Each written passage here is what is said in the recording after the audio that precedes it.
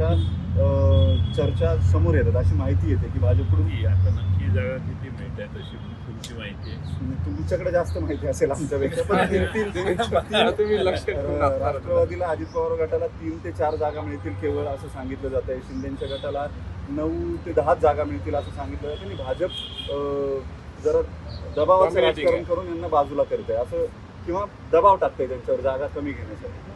काही त्याच्यावर मला भाष्य यासाठी करायचं नाही की माझ्या भाष्याने कुणाचं महत्त्व वाढू नये. त्यामुळं त्यांचे निर्णय जाहीर झाल्यावरच त्यावर बोललेलं योग्य होईल. रामदास कदम यांच्याविषयी भाजपविषयी नाराजी व्यक्त करतात आणि त्यानंतर लगेचच त्यांच्या मुलाची वर्णी महाराष्ट्र प्रदूषण नियंत्रण महामंडळाच्या पदावरती लागते, अध्यक्ष म्हणून लागते.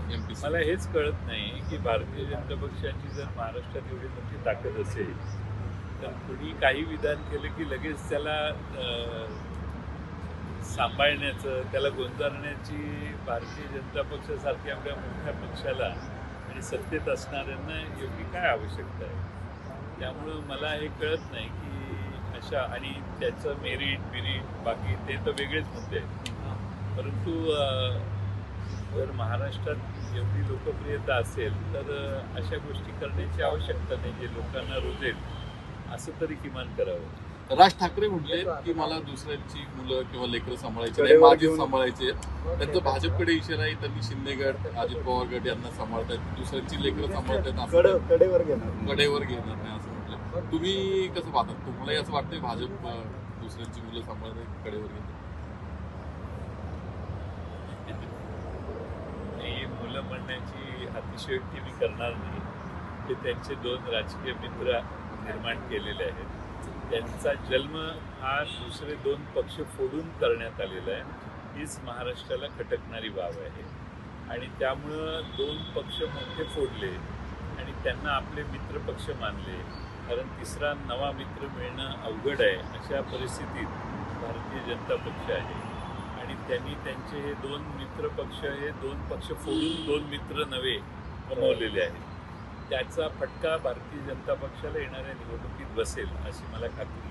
पुण्यामध्ये पण राष्ट्रवादी काँग्रेसने, म्हणजे आपल्या पुण्यातली जागा ही राष्ट्रवादी काँग्रेसने लढावी असं आपल्या कार्यकर्त्यांना देखील, म्हणजे तुमच्या कार्यकर्त्यांना देखील वाटत होतं. ते बोलूनही दाखवतात बऱ्यापैकी.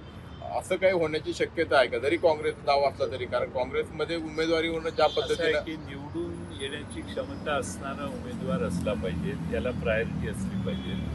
निवडून येण्याची क्षमता असताना पुण्यातलं गणित हे मध्ये दंगेकर निवडून आले. त्यामुळं लोकसंपर्क असणारा, लोकांची सेवा करणारा असा उमेदवार महाविकास आघाडीकडून उभा राहावा अशी लोकांची अपेक्षा आहे. आता या शहरात काँग्रेस पारंपरिक पद्धतीने पूर्वीपासून काँग्रेसकडे ही जागा आहे. त्यामुळं काँग्रेसनं या जागी लढावं असा आग्रह धरलेला आहे. पण उमेदवार योग्य त्यांनी देण्याच्या संबंधात त्या अंतर्गत चर्चा करतील आणि योग्य उमेदवार मिळेल अशी अपेक्षा आहे.